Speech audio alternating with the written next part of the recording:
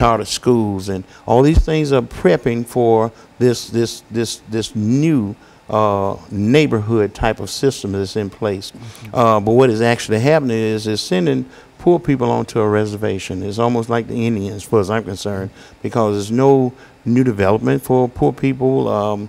We did have to move there at Casey, but fought it off with the support of the NAACP, that they came back with a thing called RAD. And with that RAD, no one has to move, but we moved from Casey to Casey.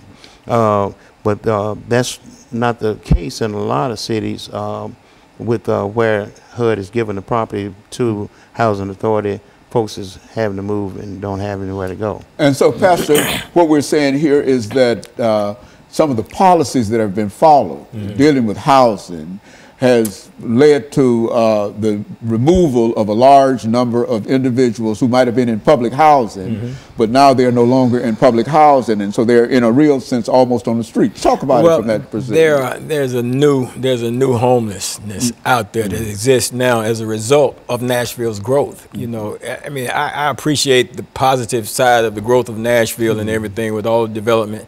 You know, if we can think back, you know, 7, 8 years ago, during the past presidential administration under Bush, you drive around Nashville and you see foreclosure here, foreclosure there.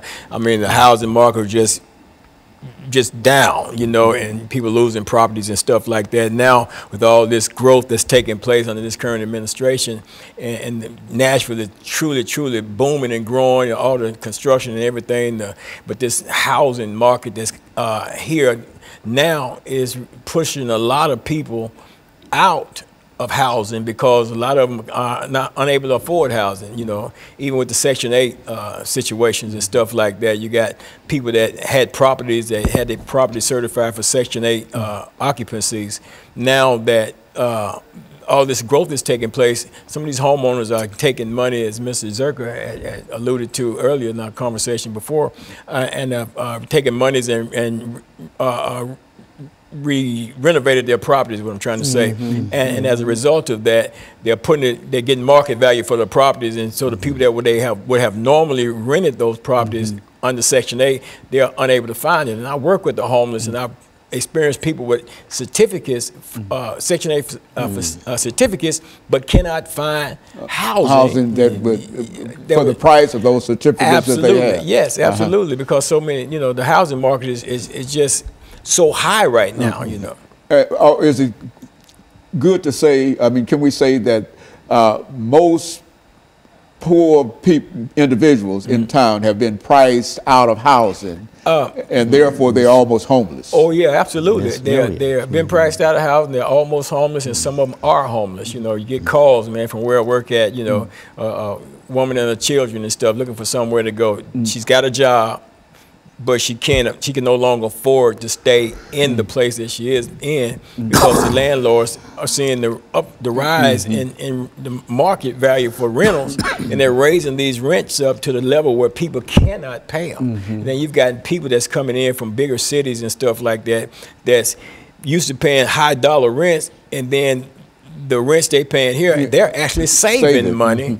Whereas we're looking at it, man, this is an escalation in the cost of rentals in Nashville, but these people are coming here renting because they're actually saving money, whereas we're seeing it, that the prices, and it's pricing other people out. Okay, and we're going to have, we got 30 seconds in this particular segment. But when we come back, Mr. Zirker, what we want to do is to look at some of the proposed solutions to some of the issues that we have, and we'll have 10 minutes to deal with that. But we're going to start with you, and anything that you have or your knowledge in terms of how we might be able to deal with that, this is when we want that information to come out. And we'll be back with our audience following this very, very short commercial break.